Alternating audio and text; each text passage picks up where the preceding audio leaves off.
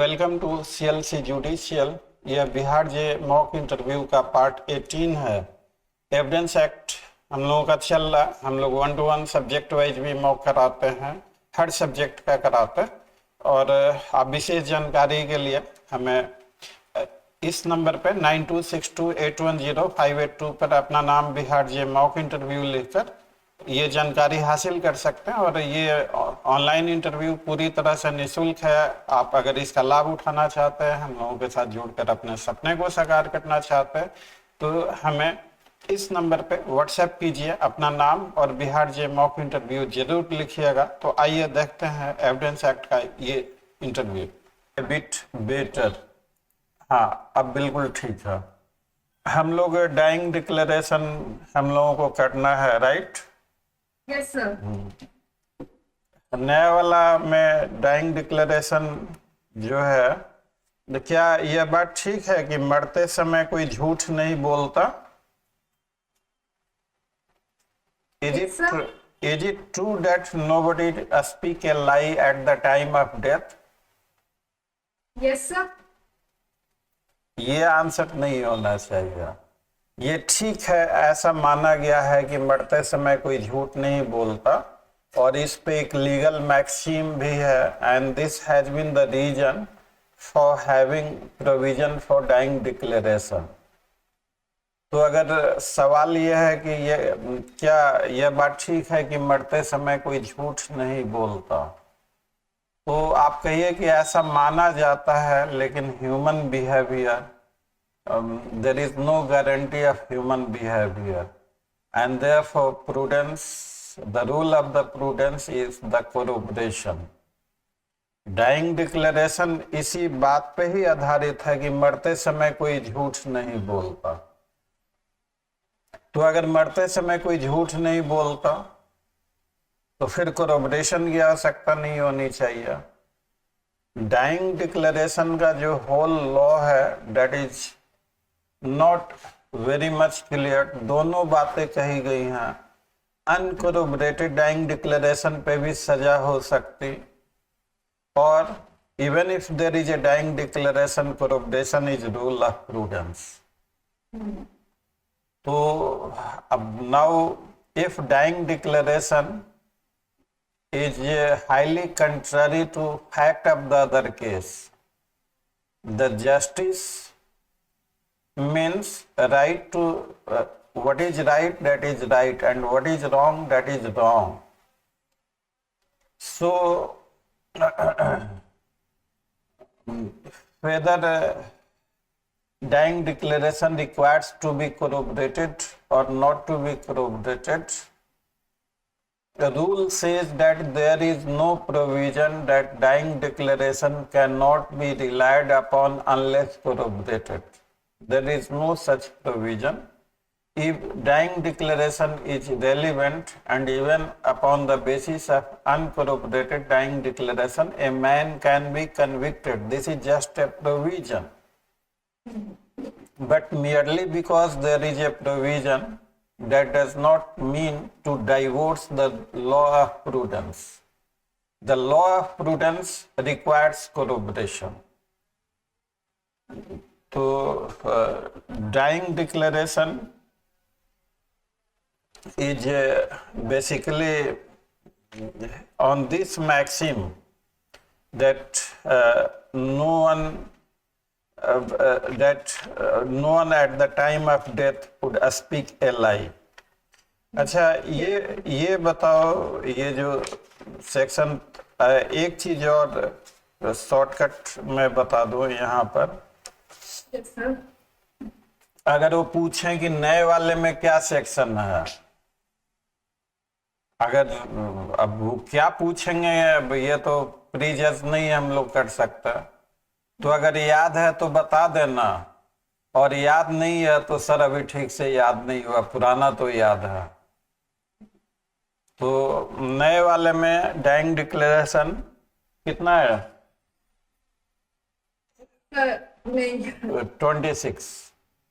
26।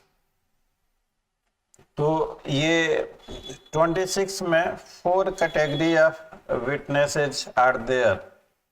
Yes. And 4 category of witnesses किस तरह के 4 कैटेगरी ऑफ विटनेसेज कौन कौन है? Sir, say a person who has died, who cannot be found, or who is incapable of giving evidence, or whose presence cannot be procured without unnecessary delay or unreasonable expenses. Whose presence और whose attendance, क्या लिखा हो? Attendance. हाँ, bare act को सामने रखो अपने सामने।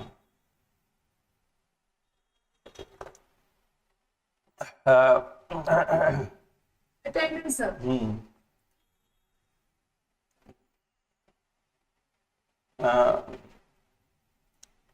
इंग्लिश लॉ में dying declaration is relevant only when the charge is of murder और मैन स्लॉटर। ये बात कौन से केस में कही गई? लिख लो, R versus Mead. R versus Mead, MEAD।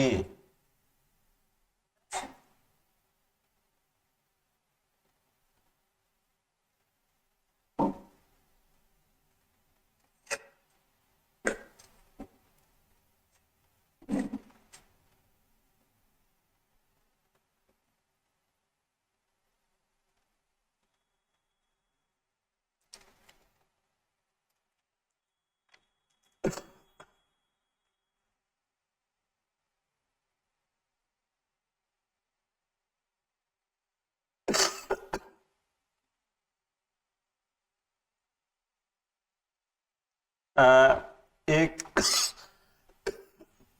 ये भी पूछा गया है कि आर वर्सेज जेंकिंग के केस में कोर्ट ने क्या होल्ड किया था? इसको लिख लो चूंकि आर वर्सेज जेंकिंग अवतार सिंह का केस है, अवतार सिंह की किताब में दिए, वैसे भी गूगल सर्च करोगे ना तो Yes, sir. ये हो जाएगा। आर वर्सेज जेनकिन के केस में किसी महिला का मर्डर हो गया था और मिडनाइट पे उसने उस पे अटैक किया था, और तो महिला ने जो है do you make the statement with no hope of recovery, उससे पूछा गया था विक्टिम से, तो विक्टिम ने कहा एट प्रेजेंट। तो English law of dying declaration victim must be under definite expectation of death. तो जो उसने एट प्रेजेंट शब्द इस्तेमाल कर दिया तो ये इस कारण से वो स्टेटमेंट उसका डाइंग डिक्लेरेशन नहीं माना गया। तो ये पूछा गया है कि आर वर्सेज जेनकिन का case explaining that dying declaration the declarant must be under expectation of death. उसे सवाल ये पूछा गया कि do you think that you have no hope of recovery, तो उसने कहा एट प्रेजेंट, मतलब she had hope of recovery, therefore it was not considered as dying declaration. तो अब जेंकिन पूछेगा कि नहीं पूछेगा?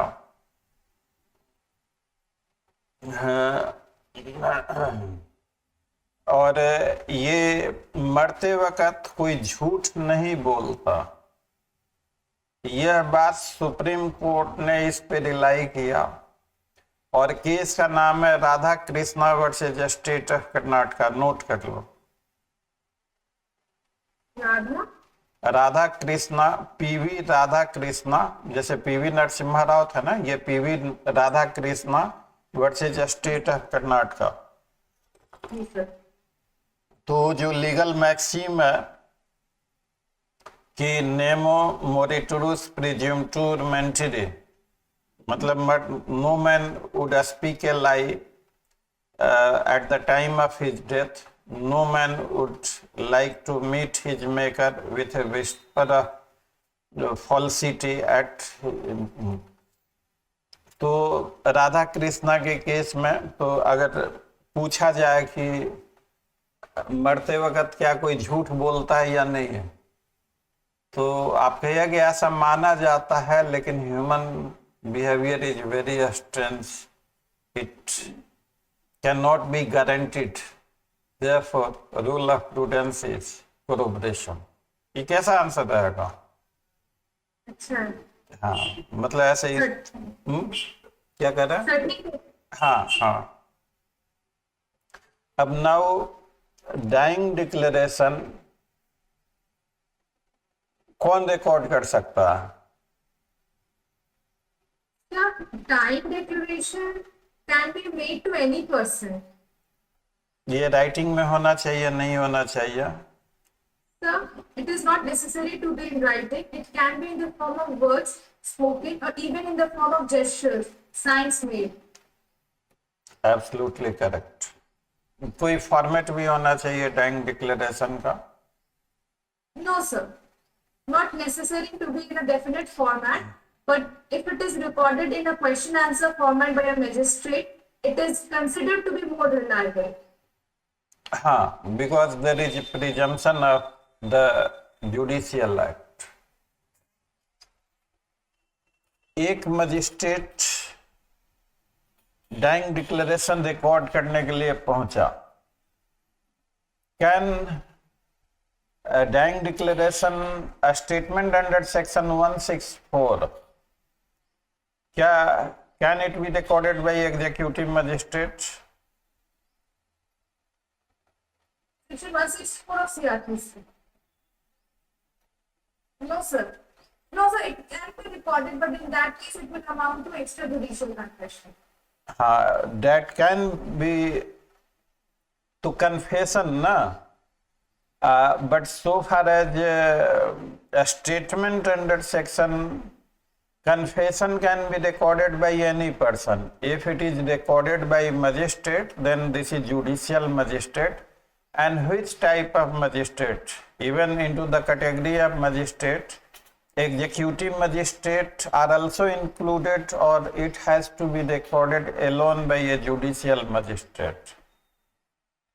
So, if it speak of judicial confession, it has to be recorded by a judicial magistrate. आपसे सवाल कुछ और पूछा जा रहा है, मैं सीधा सीधी आपसे ये पूछ रहा हूँ, घुमाना नहीं है वहां पर, ब्लफिंग नहीं करना। My simple question to you: can executive magistrate record a statement under section 164 CRPC or not?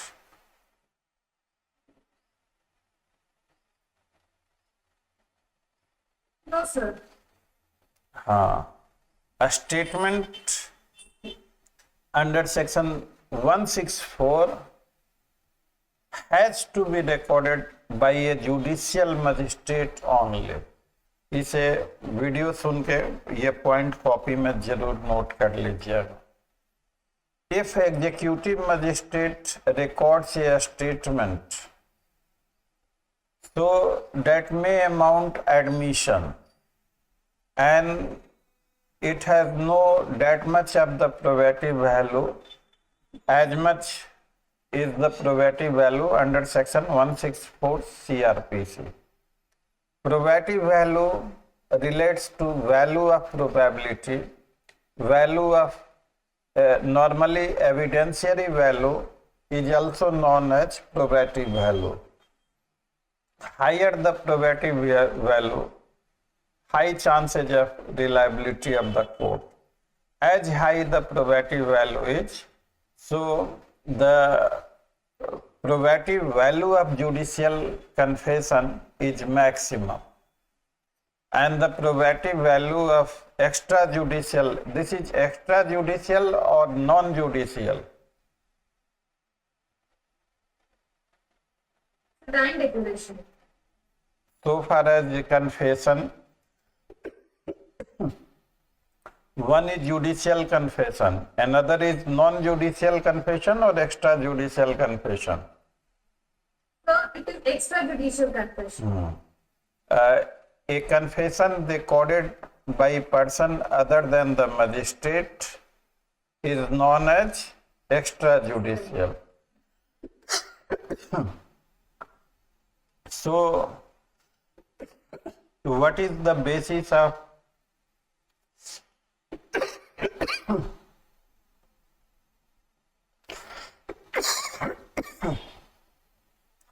What is the basis of acceptance of dying declaration? Sir, dying declaration is accepted on three principles. First being the death of the declarant. Second is the principle of necessity. Necessity is your right. And second and third, Third is a man will not meet his maker with lies on his mouth. ये आपने थोड़ा रट्टा ज्यादा मारा है, इसलिए सब में वही आप बोले ज्यादा है. This is not the proper answer. Question ये पूछा गया कि what is the basis of admis, लिखिए क्वेश्चन को, what is the basis of admissibility of dying declaration?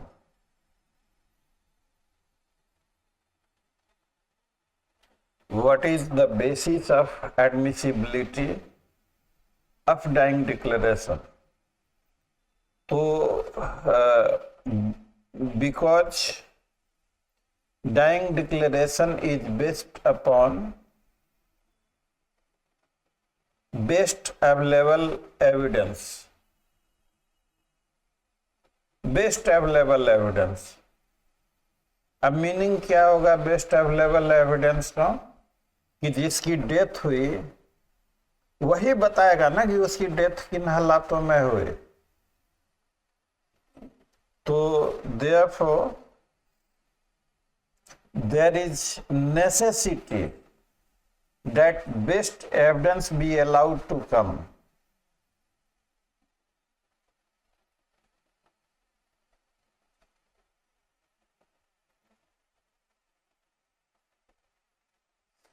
So, question is, there are two bases of admissibility of dying declaration, one best evidence rule and other necessity rule. Best evidence rule, the man whose death has been caused is the best person to tell how exactly his death was caused. Secondly, necessity rule. Always there is a necessity that best evidence be allowed to come. Now, question is,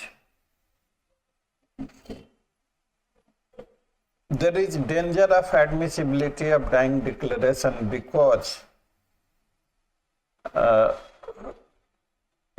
accused has no opportunity to cross-examine the declarant. Because declarant is no more, he is dead.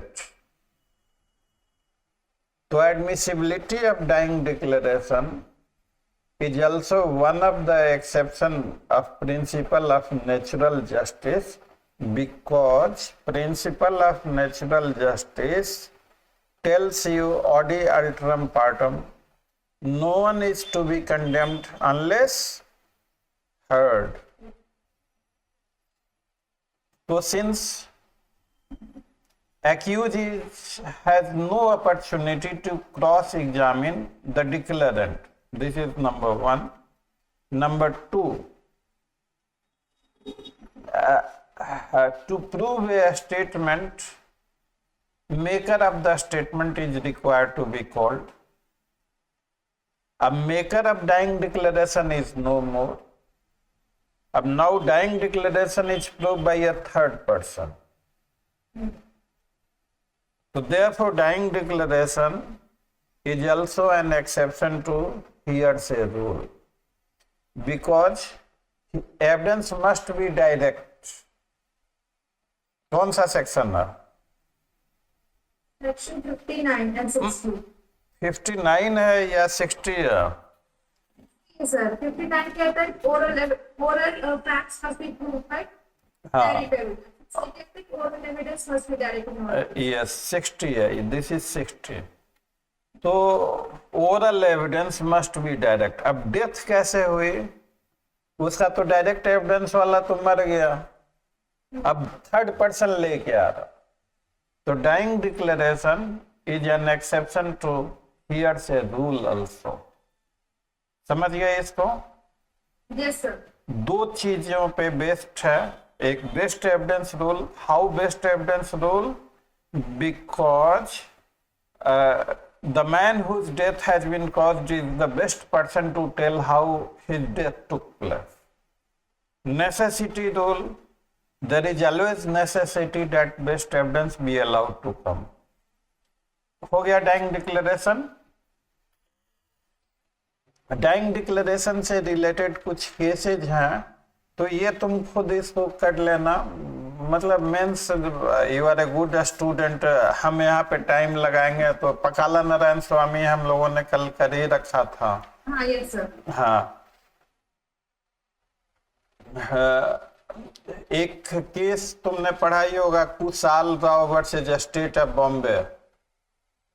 पढ़ा था case को?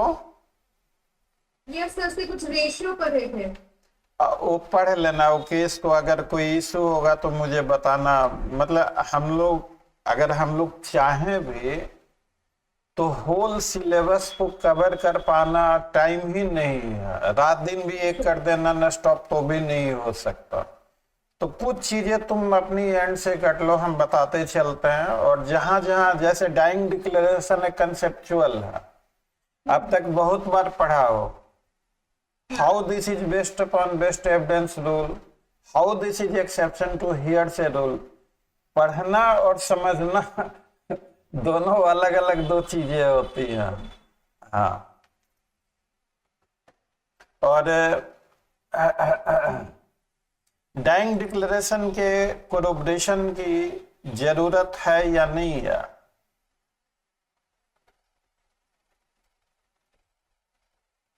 It depends upon the facts and circumstances of each case.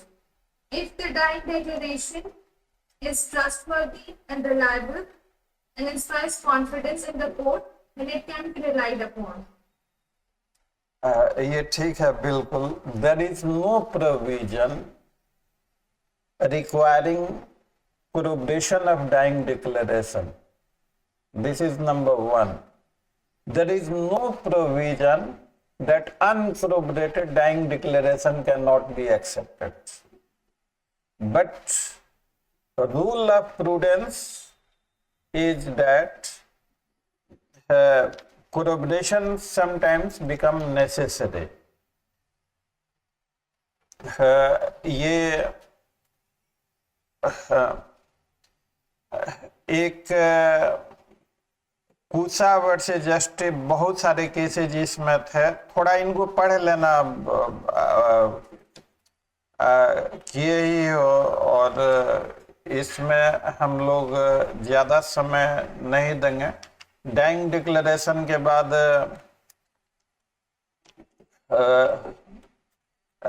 ये शरद बिरदी चंद शारदा, ये case तो क्या ये पढ़ा ही होगा.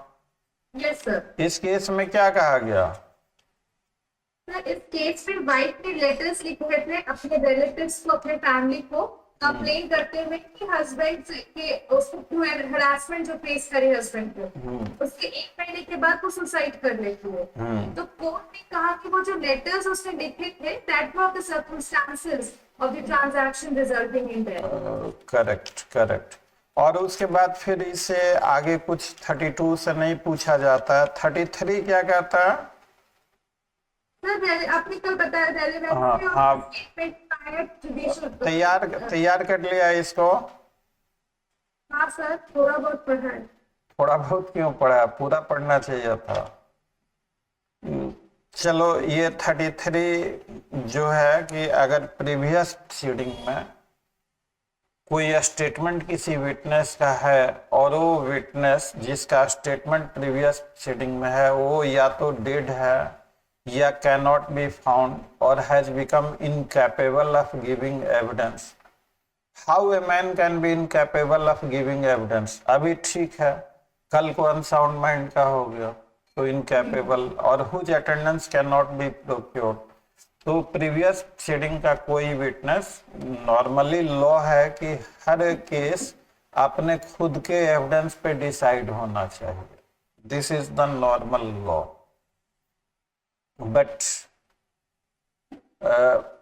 अगर सेम पार्टी के बीच कोई मुकदमा है तो किसी विटनेस का बयान प्रीवियस प्रोसीडिंग का है और वो विटनेस या तो डेड हो गया, जो 4 कंडीशन है वो लागू होती, तो सब्जेक्ट मैटर सेम है, पार्टी सेम है और एक्यूज को मौका दिया गया था प्रीवियस प्रोसीडिंग में क्रॉस एग्जामिन करने के लिए, तो उस विटनेस का बयान इस प्रेजेंट प्रोसीडिंग में भी रेलिवेंट होगा। This is section 33। Section 34 entries in book of account relevant है या नहीं? सर रेलिवेंट तो होता है, बट नॉट सफिशिएंट टू क्या? To charge a person with liability. हाँ, ऐसा क्यों है? Because this is entry made by one party, it may be made in favor of a party, so other party को इसी बेसिस पे charge करना that would not be prudent। अब मान लो कि मैंने अपने अकाउंट में तुमने पेमेंट कर दिया और मैंने लिख लिया कि सोमा ने कोई पैसा नहीं दिया, तो ये लिखना कि सोमा ने कोई पैसा नहीं दिया despite Soma has paid me, तो ये रेलिवेंट होगा, बट ये it can not charge you with liability unless supported by other evidence. और ये सारी जो चीजें हैं ना 35 से लेके 44 तक, इसको जस्ट रिवाइज कर लेना मेंस के पर्पज से। इसे इक्का दुक्का कभी हालांकि पूछे गए हैं क्वेश्चन, इक्का दुक्का मतलब इन पे हम लोग समय नहीं लगा सकते। 45 में सीधे एक्सपर्ट किसे कहते हैं? Expert has not been defined in the Evidence Act, but it is understood as a person who through this knowledge, skill, training or experience ये इतना लंबा बोलोगे, ये तो नेताजी वाला भाषण हो गया। इंटरव्यू दे रहे हो बेटे, आप ही से बोल। Specially skilled person is known as expert, लिख लो इसको। Specially skilled person in a particular subject.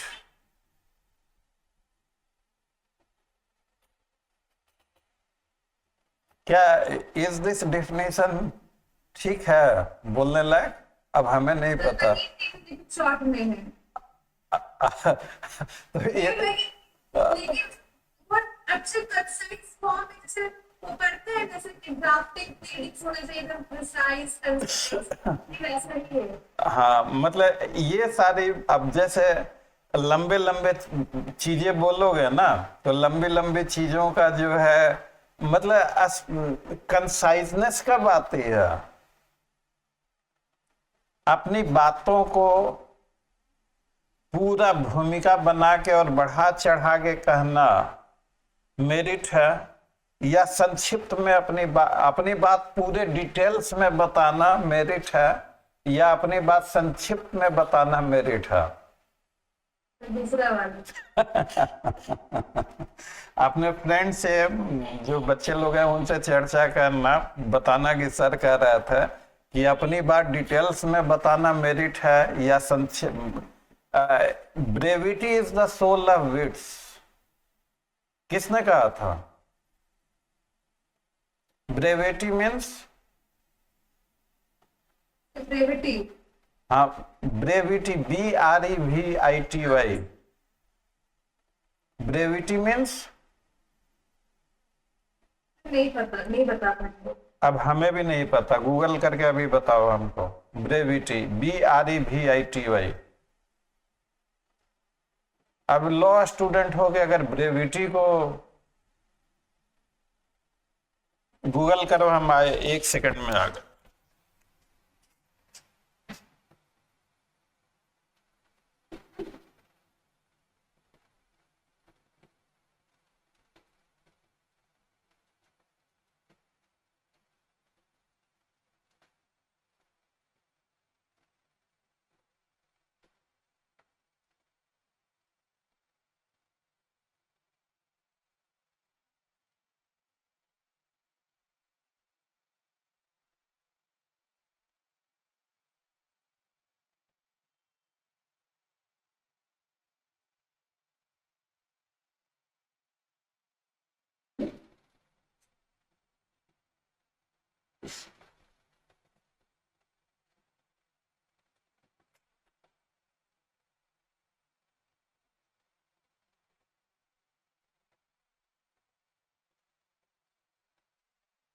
किया गूगल? Sir, क्या मतलब है कंसाइजनेस है? briefness.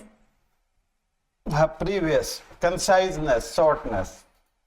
तो इंटरव्यू अगर देना है तो जितना शॉर्ट और कंसाइज बोलोगे, ऐसा नहीं है कि कम बोलने से हम अपनी बात नहीं पूरी, हम कम शब्दों में भी आप 4 घंटे में जो नहीं कह पाओगे वो चीजें 2 मिनट में भी कही जा सकती हैं। मतलब दिस इज द आर्ट। चलो एनीवे, हम लोग ज्यादा इधर उधर चले गए थे। क्या पूछ रहा था मैं कि who is expert? Opinion supporting the opinion of experts, will that be relevant or not? Yes, sir. It would be relevant under section 46. Opinion supporting the opinion of expert, No, that would not be relevant. or opinion inconsistent with the opinion of expert.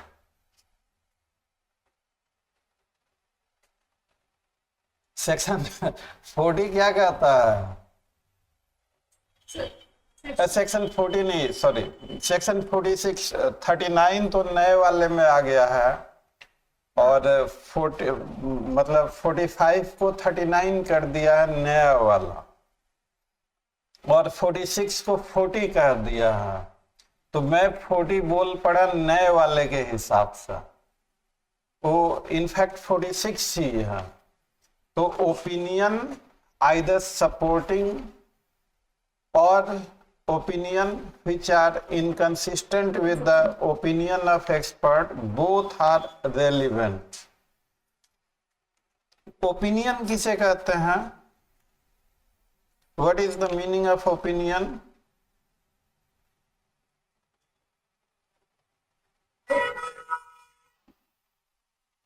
the opinion would be an expression. Opinion would be expression. मैंने ऐसे ऐसे किया तो ये opinion हो गया। On a particular subject on which the person expert is skilled. चलो तुम वो हो, मॉडरेटर हो अपने ग्रुप के, बाकी लोगों से पूछना कि ओपिनियन किसे, what is an opinion, what is the definition of opinion. तो मौका देखते हुए अब हर बात में कहना कि it has not been defined, वो भी उतना अच्छा नहीं लगेगा। अब तुमसे उनको भी पता है कि opinion has not been developed. तो opinion firm belief upon something based upon reasoning and logic. Opinion and gossip. Gossip means बातचीत. Opinion and gossips both are different. अब मेरा ओपिनियन, अब सोमा एक बहुत अच्छी स्टूडेंट है, नहीं सोमा अच्छी स्टूडेंट नहीं है, तो ओपिनियन का कुछ ना कुछ बेसिस होना चाहिए। And no basis is better than reasoning. Reasoning एक not only for the law student, for every human being, reasoning is the soul and heart of the law. तो opinion is firm belief upon the basis of, क्या आगे sentence complete करो। Opinion is the firm belief on the basis of logic और some knowledge. तो लिख लो इसको, opinion is the firm belief on the basis of knowledge और logic.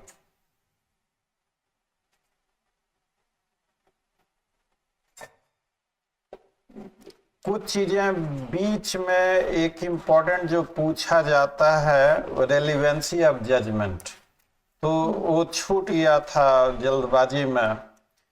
ये मुझे ये बताओ कि सेक्शन जो ओल्ड वाले से पूछ रहे हैं, खिचड़ी हो जा रही है, सेक्शन आगे पीछे हो जा रहे हैं ना, तो ट्रिक अब बता ही दिया है कि अगर याद हो तो बताना, नहीं याद हो तो सब ठीक से अभी याद नहीं हुआ है। ये इसमें वो नहीं पूछेंगे क्यों नहीं हुआ, क्योंकि अभी नया नया आया ही है। उन्हें उन्हें भी पूछने का ये चांस नहीं मिलेगा कि क्यों नहीं याद है।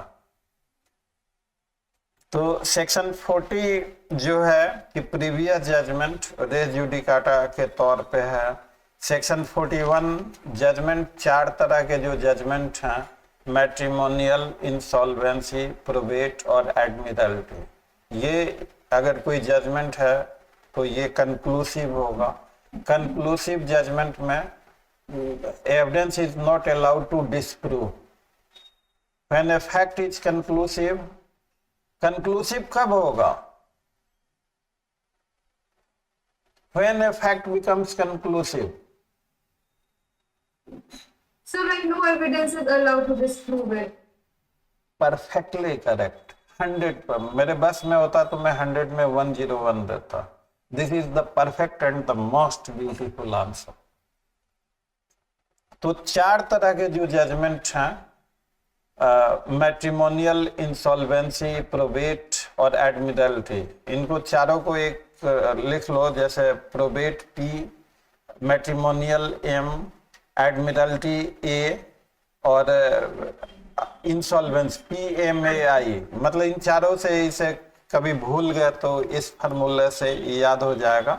42 कहता है कि judgement of public nature is relevant, और 43 कहता है कि other judgement which are not falling within this section 40, 41 and 42 are irrelevant unless they are connected with fact in issue or has been made relevant under some provision of law.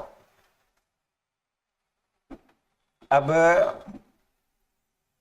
कोई तुम्हारा mobile छीन के भाग गया, for example, उस आदमी पे तुमने मुकदमा किया, से XYZ ने मोबाइल छीन के तुम्हारा भाग गया। उस आदमी पे तुमने मुकदमा किया, उस आदमी ने मुकदमे के ही दौरान वो मोबाइल बेच दिया ABC नाम के किसी आदमी को, तो उस आदमी को मोबाइल छीनने में सजा हो गई। तो क्या यह सजा, तुमने ABC से मोबाइल रिकवरी का एक दूसरा केस फाइल किया, तो क्या यह सजा, मोबाइल छीनने वाली सजा, ABC से मोबाइल रिकवरी वाले केस में रेलिवेंट होगा या नहीं होगा? तो जहाँ तक हमको याद आ रहा है, आई थिंक कि नहीं होगा। हाँ, मोबाइल की जगह काऊ का इस्तेमाल किया गया। हम याद कर रहे थे। हाँ, हमने थोड़ा सा उसको घुमा दिया, मतलब इस तरह से एक एक्सरसाइज भी हो जाता है। चीज वही है लेकिन थोड़ा सा ट्विस्टेड है। एक लैंड डिस्प्यूट था A और B के बीच में, और उसमें A के फेवर में डिक्री हो गई। B के बेटे ने A का मर्डर कर दिया, तो लैंड डिस्प्यूट वाला जो जजमेंट है, डिक्री है, मर्डर वाले केस में रेलिवेंट होगा या नहीं? यस सर, होगा। Because it reflect the motive of the crime. Motive का एविडेंस रेलिवेंट है। Evidence of motive is to be accepted, but जहां डायरेक्ट आई विटनेस है वहां मोटिव का इंपॉर्टेंस कम है, और सर्कमस्टांशियल एविडेंस में मोटिव का बहुत ज्यादा इंपॉर्टेंस है। तो चलो ये भी तुम्हारा हो गया। और opinion as to hand writing, तो अगर हैंड राइटिंग के बारे में ओपिनियन है तो person, specially person who is acquainted with the hand writing of a man, उनका ओपिनियन क्या रेलेवेंट होगा या नहीं होगा रेलेवेंट?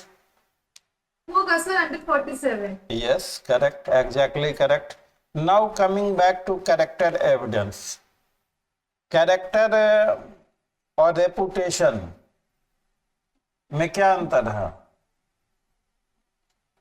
सर, रेपुटेशन होता है public opinion, what is thought of a person by others.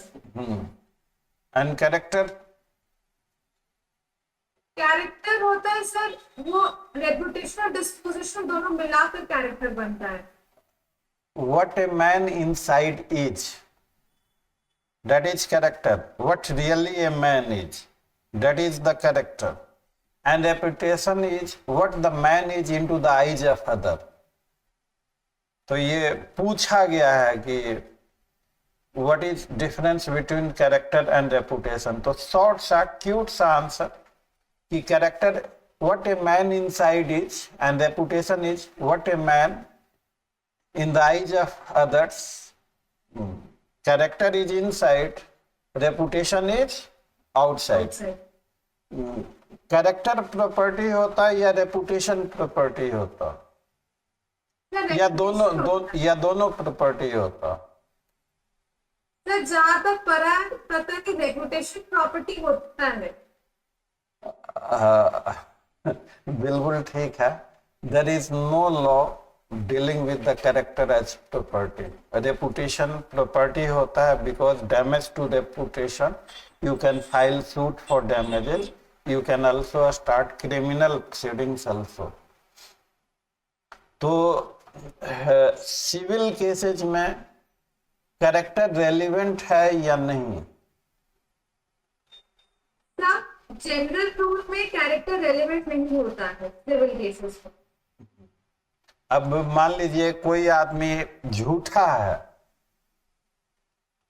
तो कोई आदमी झूठा है और इसीलिए इसने झूठा केस फाइल किया है, इसी आधार पे इसका केस डिसमिस होगा या इसको मौका दिया जाएगा अपनी बात प्रूव करने के लिए? सर उसको मौका मिलना चाहिए अपनी बात प्रूव करने. Character is totally relevant in civil cases. In criminal cases previous good character is relevant.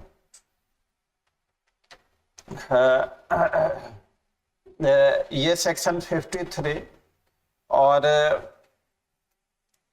Section 53A previous sexual experience not relevant when there is prosecution of outraging modesty or into the rape cases. Pink movie देखा होगा, देखा था pink movie Amitabh Bachchan वाली.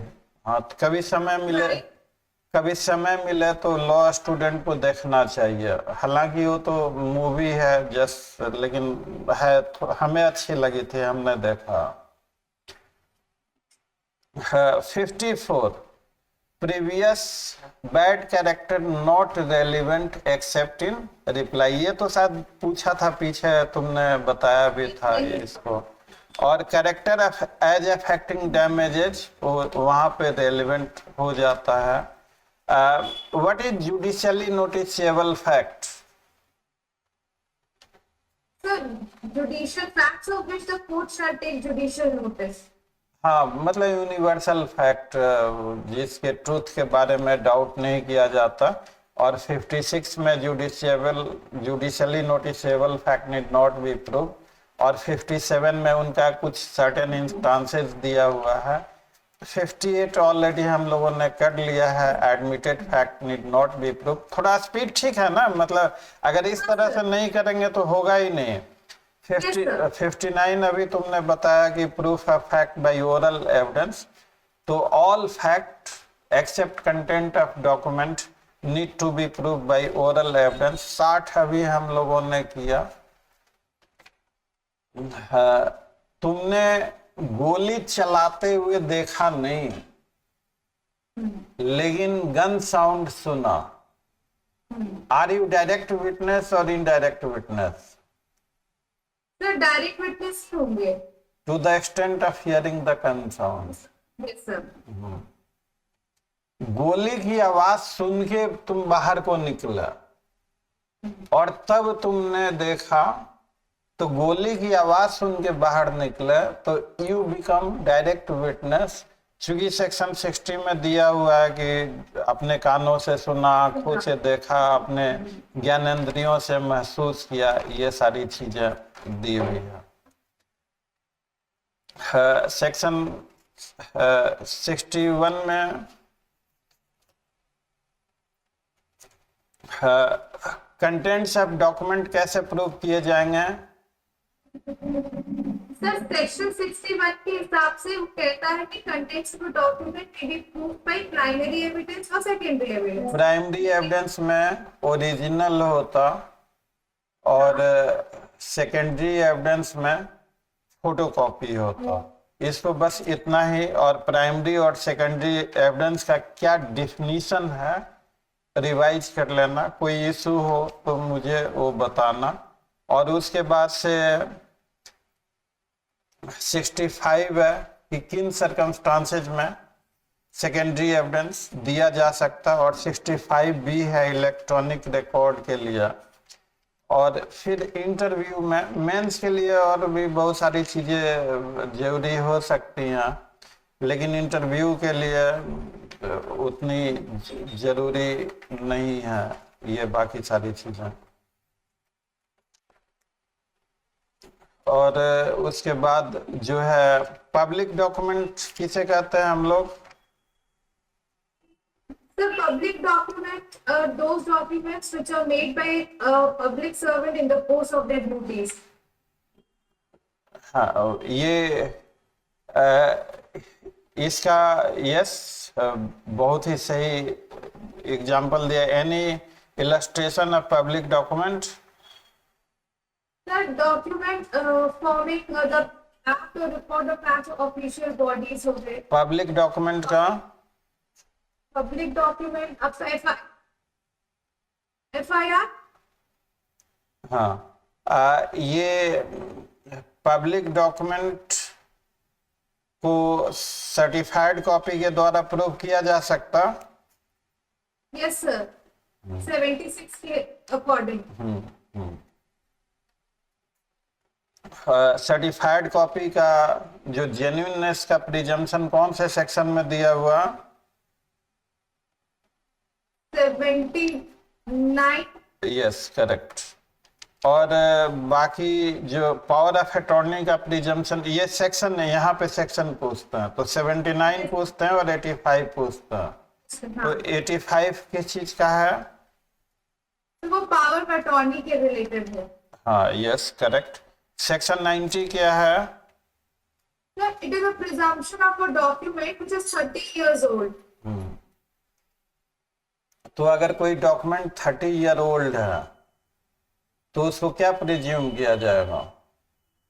Sir उसमें court में presumption रखता है, court में presume that the document has been written purported to be written in the by the person whom it should have been written. तो क्यों पुराने डॉक्यूमेंट का 30 ईयर ओल्ड से मतलब उससे क्या हासिल क्या होगा? 30 ईयर ओल्ड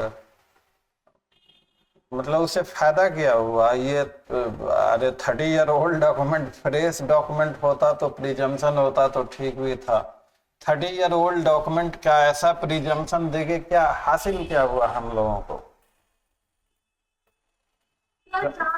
कहीं किसी किताब में इसका आंसर नहीं मिलेगा, न लाइब्रेरी में मिलेगा। रिसर्च करके देख लेना, हम 1 सेकंड में बता देते। देखो, a document has to be proved either by maker और by the parties to it. अब 30 ईयर ओल्ड है तो हो सकता है कि पार्टीज या विटनेसेस ना हो जिंदा। तो अगर पार्टीज और विटनेसेस में से कोई भी जिंदा नहीं है तो डेड डॉक्यूमेंट्स में बिकम यूजलेस। तो ऐसे डॉक्यूमेंट की प्रिजम्पशन है कि वो जेन्युइन है provided if that is produced under proper custody. तो जैसे सेल डीड है, 30 साल पुराना है, हमारे पिताजी ने लिया या उनके पिताजी ने, हम लीगल हेयर हैं तो इसलिए मेरे पास है। तो मेरे पास होना is that A proper custody और नॉट? Yes sir. हाँ, बीइंग ए लीगल हेयर। इसको समझ गए 1 सेकंड में? क्यों? हाँ, अब यही छोटी छोटी चीज जो है मतलब दिमाग घूम जाता है। और कितना क्यूट सा एक्सप्लेनेशन है, नहीं? Oral evidence, when there is a documentary evidence, oral evidence is to be excluded. Section 91। Yes. और किन तरह के चीजों में, जब कोई कॉन्ट्रैक्ट का टर्म या ग्रांट ऑफ द प्रॉपर्टी या अदर डिस्पोजिशन ऑफ प्रॉपर्टी अगर राइटिंग में है तो oral evidence shall not be allowed to disprove those content. Exclusion of oral evidence for the documentary evidence 91 92 को रिवाइज कर लेना। उसके बाद से शुरू 91 92 में कोई इशू हो तो मुझे टेक्स्ट कर देना, हम उनका अलग से करवा देंगे, क्योंकि हम लोगों को ये कंप्लीट करना है, जल्दी कंप्लीट करना है, मतलब होल सिलेबस पे हम लोग जा रहे हैं ना, तो इसलिए एम्बिग्यूअस डॉक्यूमेंट किसे कहते हैं? एम्बिग्यूटी डॉक्यूमेंट्री एम्बिग्यूटी कितने तरह की होती है?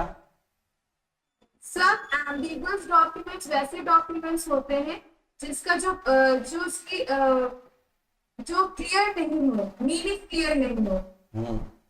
एविडेंस एक्ट के अंदर दो तरह की एम्बिग्यूटी के बारे में बताया गया, एक तो पेटेंट एम्बिग्यूटी और दूसरी है लेटेंट एम्बिग्यूटी। पेटेंट एम्बिग्यूटी से क्या होता है? सर पेटेंट एम्बिग्यूटी में जो मतलब डॉक्यूमेंट प्राइमा फेसी में clear defect is apparent on the face of the document. हाँ, तो पेटेंट एम्बिग्यूटी को ठीक करने के लिए evidence is not allowed to be given. जैसे A agrees to sell his horse to be either for ₹1500 और फॉर ₹1000, तो ऐसे केसेज में evidence will not be allowed.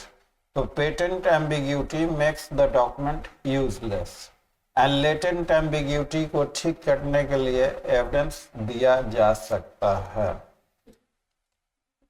ये पोर्शन अपना रिवाइज कर लेना।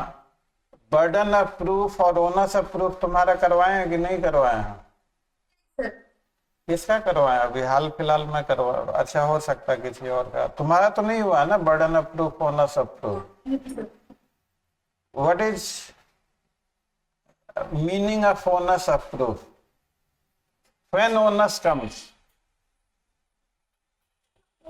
A proof is a duty to adduce evidence.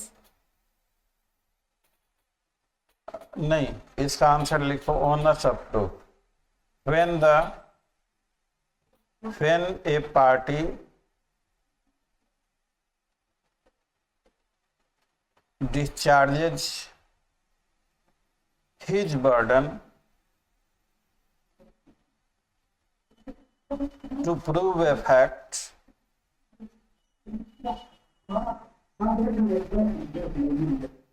and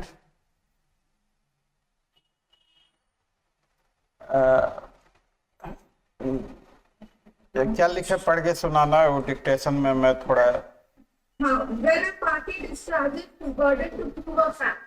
हाँ, the onus shift upon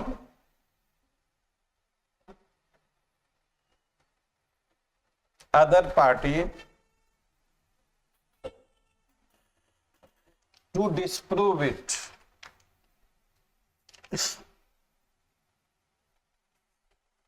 If other party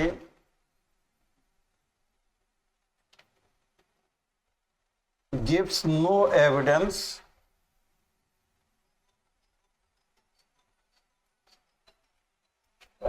his case would be dismissed. लाना जरा एक सेकंड, मोबाइल देना।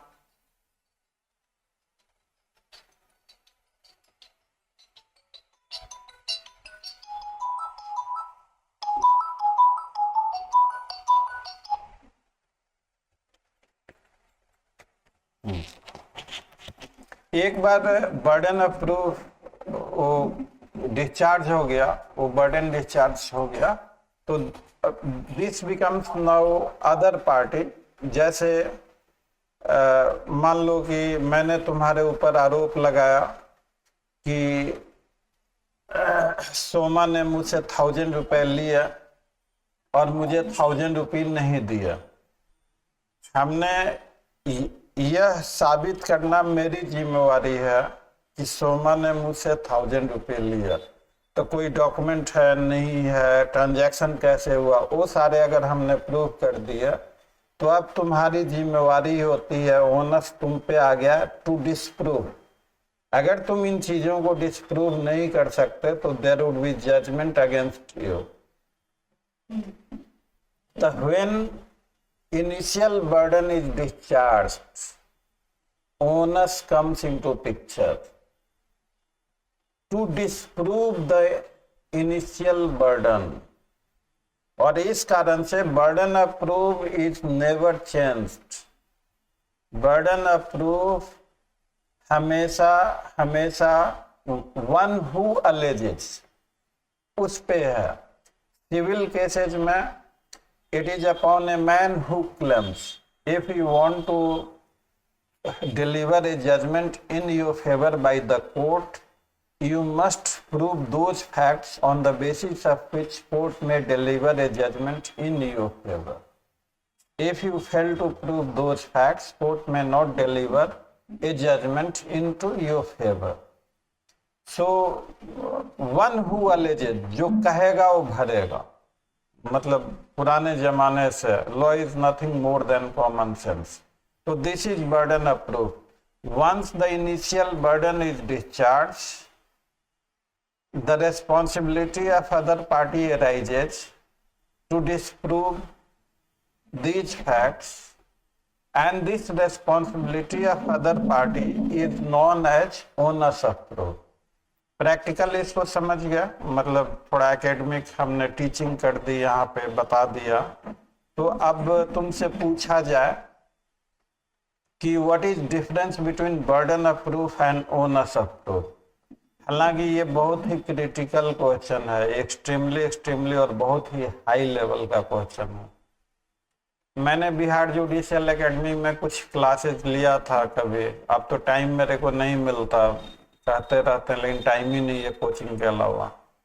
तो उसमें यही मेरा फेवरेट सब्जेक्ट था और पढ़ाया था 29 के जुडिशियल ऑफिसर्स को, तो उससे पहले भी पढ़ाया था। अभी भी बहुत सारे रिक्वेस्ट, लेकिन आई डोंट हैव। तो burden of proof start with the initial one who alleges has to prove. जब ये डिस्चार्ज हो गया तो जिम्मेवारी आ जाएगी टू डिस्प्रूव दिस, और उसी को थोड़ा evidence act has been poorly drafted. Evidence act की ड्राफ्टिंग उतना एक्यूरेट नहीं है, बहुत जगह लैकुनाज हैं।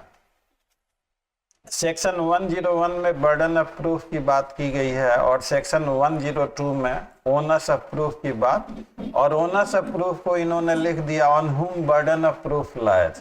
तो onus of proof, onus is also a type of burden. Burden means also responsibility, onus also means responsibility. तो शब्दों को चेंज कर दिया, क्योंकि दोनों एक ही हो जाते तो कंफ्यूजन होता, तो इसलिए, लेकिन ओनस शब्द का इस्तेमाल नहीं किया गया।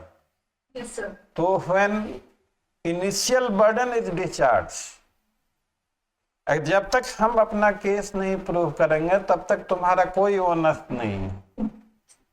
अगर हमने अपना केस प्रूव कर दिया, अगर हमने अपना बर्डन डिस्चार्ज कर दिया, तब तुम्हारी जिम्मेवारी होगी इन चीजों को डिस्प्रूव करना। तो so far as burden of proof never shift, onus of proof keep on changing। ये ठीक हो गया, burden of proof, onus of proof। Yes, sir. हाँ, कल तुम आधा घंटा हो गया होगा, आई थिंक ज्यादा ही हो गया, नहीं 1 घंटे Yes, के sir. आसपास। तो चलो एक ही सेशन काउंट होगा। कल तुम रिमेनिंग एविडेंस एक्ट कल कंक्लूड करेंगे। एविडेंस एक्ट कर लोगे ना रिवाइज? बहुत sir. बहुत सारा है, थोड़ा सा हार्ड वर्क।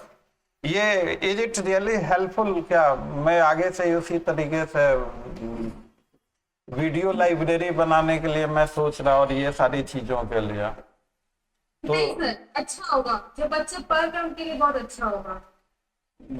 इंटरव्यू के लिए ये देख के भी, जैसे मान लो कोई बच्चा बीमार हो गया या टाइम नहीं मिल पाया, तो इन वीडियोज को भी देख के वो अपनी तैयारी कर सकता है। हेल्पफुल। काफी improve होगा।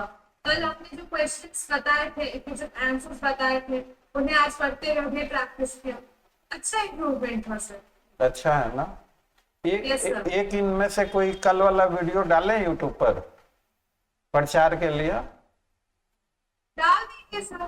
डाल देना, मतलब प्रचार के लिए यूट्यूब पे डाल देते हैं थोड़ा भाई, अब हम लोग भी अपना प्रचार वगैरह करेंगे तभी तो आगे। अभी तो प्रचार का टाइम ही नहीं। ये जो बेहुदा सब है, जो लेबर मिस्त्री सब, हम लोगों को फंसा दिया है। जल्दी काम खत्म नहीं करता, कोई छोड़ के चला जाता। हम लोग इतने परेशान हैं बेटा, आप यकीन नहीं करोगे, रात के 1:30 बजे तक काम करते हैं, सुबह 5 बजे से जग जाते हैं। मतलब बिल्कुल इतना रफ टफ शेड्यूल अभी हो गया है। चलो, जिम्मेवारियां, खाली बैठना भी अच्छी चीज नहीं है, जिम्मेवारियों से भरी जिंदगी हो अच्छा लगता है। तो ठीक है बेटू, कल एक बेटू कहते हैं ठीक, अच्छा लगता है नहीं लगता? अच्छा लगता है। हाँ, तो कल एक सेशन और दे देंगे, ठीक है बेटा? Yes.